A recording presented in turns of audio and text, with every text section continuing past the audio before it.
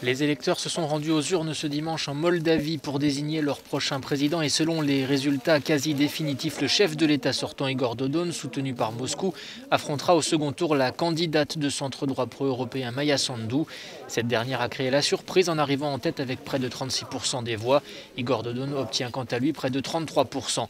L'écart très mince promet un second tour serré le 15 novembre, mais un choix clair pour les électeurs entre une perspective davantage tournée vers l'Europe, incarnée par Maia Sandu, et une politique orientée vers la Russie avec Igor Dodon. Les crises politiques se sont succédées ces dernières années dans cette ancienne république soviétique coincée entre les deux blocs.